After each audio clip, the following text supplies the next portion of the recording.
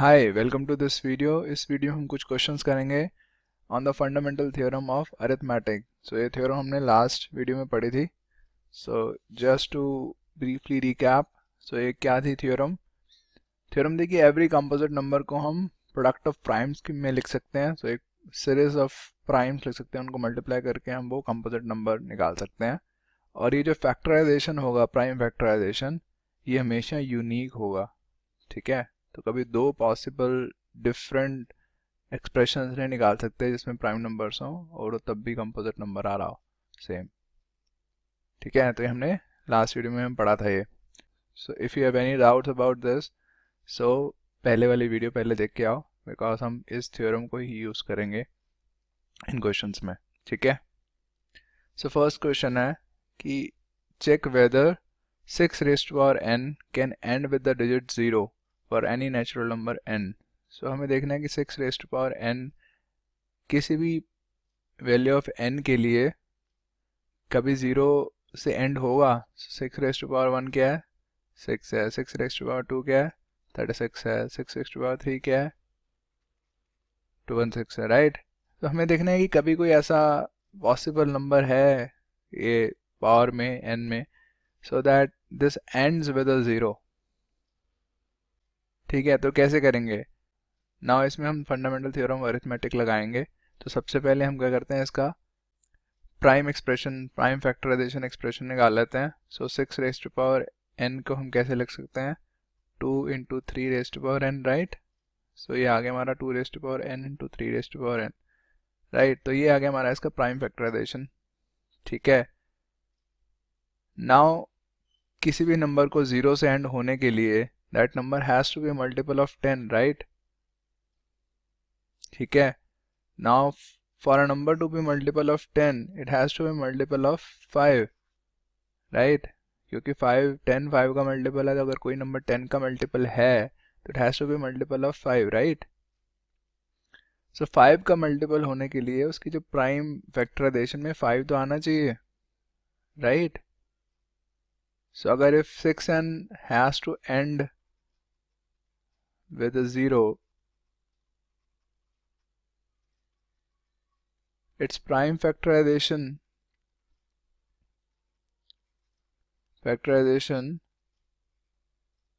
has to include 5, right। But we know that कि यहाँ पे कोई 5 नहीं है, राइट। 2 और 3 ही है। और सिंस हमेशा यूनिक प्राइम फैक्टराइजेशन ही होता है एक नंबर का, कोई दूसरा प्राइम फैक्टराइजेशन इसका पॉसिबल नहीं है।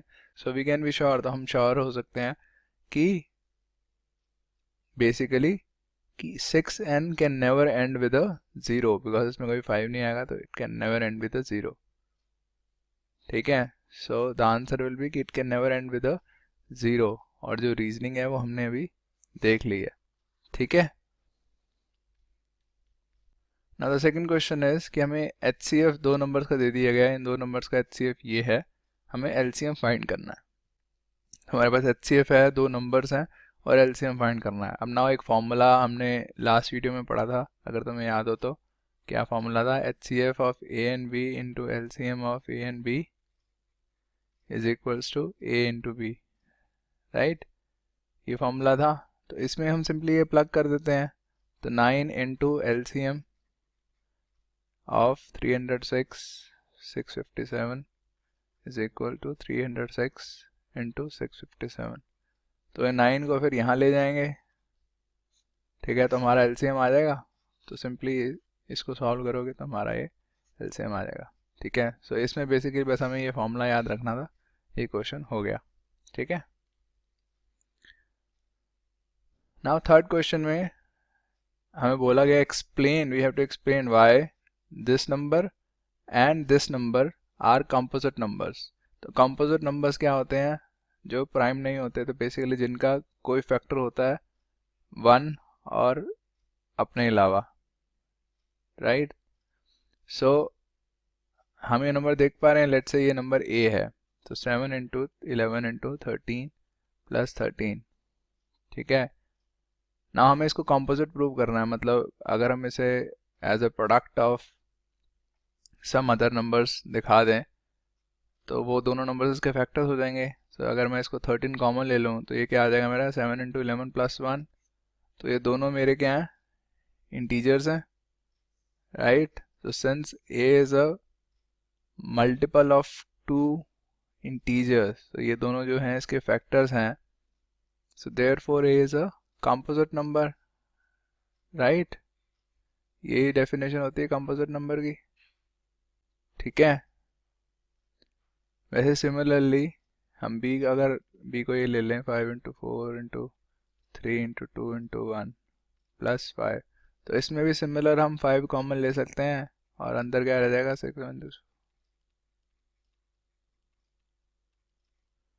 ठीक है। नाउ ये दोनों नंबर्स जो हैं, ये दोनों नंबर्स ऑफ कोर्स 1 से डिफरेंट है, these are not equal to 1 and these are not equal to B also, right. दोनों नंबर बी से छोटे भी हैं, राइट। 5 भी छोटा है और ये नंबर भी छोटा है, ठीक है।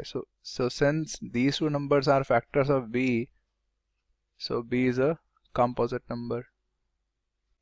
composite number यही होता है ना जो 1 और खुद के अलावा जिसके कोई और फैक्टर्स हों। so therefore we have proved कि b is a composite number, ठीक है। now fourth question, so इसमें हमें बोला गया there is a circular path around a sports field। so एक स्पोर्ट्स फील्ड है, उसके अराउंड सर्कुलर पाथ है। so let's draw a circular path, ठीक है। तो ये हमारा सर्कुलर पाथ है। Sonia takes 18 minutes to drive 1 round of the field. So Sonia को 18 मिनट लगते हैं पूरा सर्कल कवर करने में और रवि को 12 मिनट लगते हैं। तो मतलब रवि तेज चलता है, यहाँ रवि तेज ड्राइव करता है, ड्राइव की बात हो रही है, ठीक है। Suppose they start at the same point, तो सपोज ये पॉइंट है जिससे स्टार्ट कर रहे हैं सोनिया और रवि, ठीक है। तो लेट्स से वो इस डायरेक्शन में जाते हैं, तो यहाँ से सर्कल कंप्लीट करते हैं। Suppose they start at the same point at the same time पे स्टार्ट कर रहे हैं and go in the same direction, तो इस डायरेक्शन में जा रहे हैं। After how many minutes will they meet again at the starting point. तो हमें देखना है, हमें बताना है कि अब कितने मिनट बाद वो दोबारा मिलेंगे इसी पॉइंट पे, ठीक है। सोनिया को एक राउंड कंप्लीट करने में कितना टाइम लगता है 18 मिनट्स, इसको कितना टाइम लगता है 12 मिनट्स, राइट। सो 18 मिनट में सोनिया का एक राउंड होगा, बट रवि क्या होगा, रवि तो 12 मिनट्स में राउंड करके और आगे निकल गया होगा, राइट। फिर सोनिया एक और राउंड लगाएगी, फिर रवि कहीं ना कहीं होगा डिपेंडिंग ऑन हिज स्पीड। तो हमें ये बताना है कि कितने मिनट बाद वो फिर यहीं पे दोबारा मिलेंगे। तो कैसे करेंगे बताओ, सोचो। यहाँ पे तो सोचने वाली बात है वो ये है कि जब यहाँ पे दोबारा मिलेंगे, ठीक है, तो सोनिया ने कुछ राउंड्स लगा लिए होंगे। कितने राउंड्स लगा लिए होंगे, जितने भी लगा लिए होंगे, पर उसने कंप्लीट राउंड्स लगा लिए होंगे। तो सोनिया ने लगभग कितना टाइम लगाया होगा वापस यहाँ पे आने में, 18 n टाइम, n कोई भी इंटीजर है।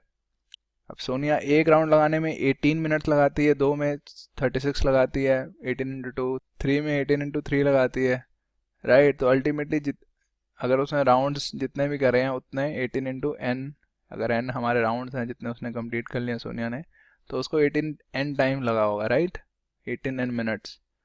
और राहुल को कितना टाइम लगा होगा 12 m लेट्स से, क्योंकि ज़रूरी नहीं है ना कि इन्होंने सेम राउंड ही कंप्लीट करे हों। अगर सोनिया ने 4 राउंड्स कवर कर लिए और राहुल ने लेट्स से 6 या 7 राउंड्स कवर कर लिए, तब भी मिलेंगे तो यहीं पे, क्योंकि राउंड कंप्लीट होने के बाद तो यहीं पे पहुंचे होते हैं ना दोनों।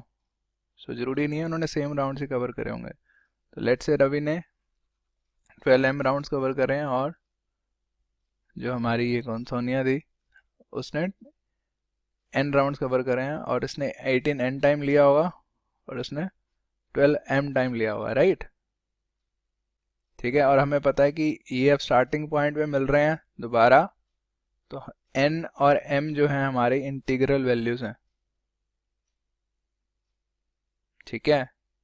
सो अब कितने मिनट बाद वो दोबारा मिले होंगे। तो ना इसमें ये देखने वाली बात है कि जो हमारा 18n है, जब भी वो मिले होंगे, ठीक है, जितने भी राउंड्स लगा लिए होंगे, तो 18n जो होगा वो 12m के इक्वल होगा उस टाइम पे,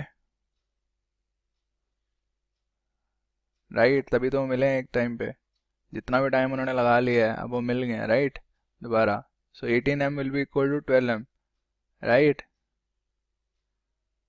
सो n क्या आ जाएगा मेरा 2/3m, ठीक है। तो सोनिया ने कितने राउंड्स लगा लिए होंगे, 2/3 ऑफ जितने रवि ने लगा लिए हैं, ठीक है। सो नाउ हमें n और m की इंटीग्रल वैल्यू चाहिए, तो लोवेस्ट m की वैल्यू क्या आएगी जिससे n भी इंटीग्रल रहे, 3 आएगी, राइट, तभी तो n इंटीग्रल रहेगा। सो अगर मैं यहाँ पे m 3 डाल दूँ तो ये n क्या आ जाएगा मेरा 2। सो जो टाइम आ गया वो हमारा 18 × 2 या 12 × 3 एक ही बात है, 36 मिनट्स आ गया,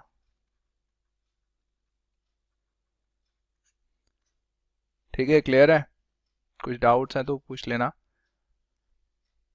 ना। बट यहाँ पे हमें ये देखना है कि ये तो हमने सोच सोच के हमने कर लिया, ठीक है। बट यहाँ पे अभी तक हमने जो कॉन्सेप्ट पढ़े हैं उसको अप्लाई कर सकते हैं,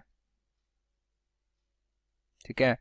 तो देखते हैं। तो यहाँ पे जैसे हमने ये निकाल लिया था कि उसको 18n टाइम लगेंगे, उसको 12m टाइम लगेंगे, और n और m दोनों इंटीग्रल होने चाहिए, ठीक है। तो हमें क्या करना था, after how many minutes will they meet again, so again का निकालना था। तो एक तरह से हमें इन दोनों का लोवेस्ट मल्टीपल निकालना था, समझ आ रही है। दोनों ने राउंड्स भी कंप्लीट कर लिए हों और कम से कम राउंड्स कंप्लीट करे हों सॉर्ट ऑफ, ताकि वो मिल रहे हैं, क्योंकि हमें मीट अगेन है। वो मिलेंगे तो पता नहीं कितनी बारी दोबारा दोबारा मिलते रहेंगे, बट हमें नेक्स्ट टाइम मिलने की बात करें तो अगर हम एलसीएम निकालें 18 और 12 का तो वो आता है 36, राइट।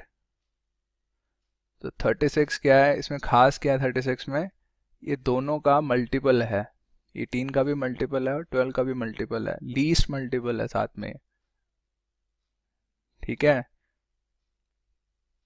तो इसमें खास क्या है कि इतने मिनट बाद सोनिया ने भी कुछ integral number of rounds complete कर लिए होंगे, मतलब 18 into a multiple 18 into some integer, और रवि ने भी integral number of rounds complete कर लिए होंगे, 12 into some integer will be equal to 36, ठीक है। तो हम एलसीएम निकाल के भी ही निकाल सकते हैं कि कितने मिनट्स बाद ये दोनों मिलेंगे, और वो होगा 36 मिनट्स बाद,